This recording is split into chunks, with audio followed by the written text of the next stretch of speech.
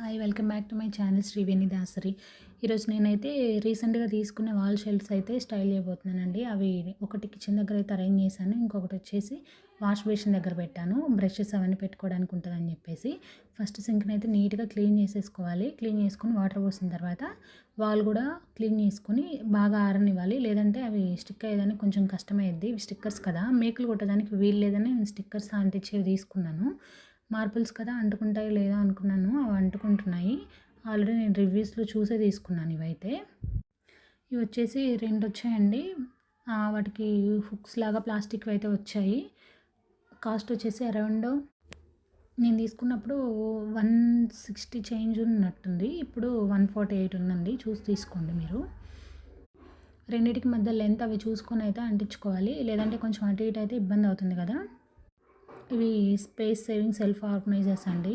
Hang చేసుకోవడానికి కూడా మనకి కింద హ్యాంగర్స్ లాగా ఇచ్చాడు, 4 హ్యాంగర్స్. ఏవైనా బ్రషెస్ అవన్నా కూడా హ్యాంగ్ చేసుకోవచ్చు. మీదైతే సోప్ బాక్స్ అలాగే ఏమన్నా పెట్టుకోవచ్చు. నేనైతే ఒక చిన్న పాట్ ప్లాస్టిక్ పెట్టేశాను. ఇది వచ్చేసి విశాల్ మార్ట్లో తీసుకున్నాను. మైక్రో ఫైబర్ టవల్స్ క్లీన్ చేసుకోవడానికి బాగుంటాయని చెప్పేసి 4 వచ్చేసి 100 పడ్డాయి.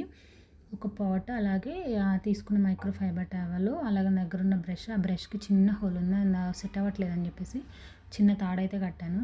నెక్స్ట్ వైపరు, నెక్స్ట్ వచ్చేసి ఈ చాట్ ఉంటుంది కదా, అదైతే పెట్టేశాను. తర్వాత లిక్విడ్ స్క్రబ్బరు ఇవైతే పెట్టాను. నెక్స్ట్ ఇంకొకటి వచ్చేసి వాష్రూమ్ దగ్గర వాష్ బేసిన్ దగ్గర అయితే పెట్టాను. అందులో అయితే హ్యాండ్ వాష్ అవి అయితే పెట్టేసుకున్నాను. బ్రషెస్ కూడా పెట్టుకున్నాను. తర్వాత అయితే తీసాను, అది ఆ క్లిప్ అయితే ఇందులో యాడ్ చేయలేదు. ఎవరికన్నా యూస్ఫుల్ అవుతుంది అనుకుంటే మీరైతే తీసుకోవచ్చు. So thank you. This is the video.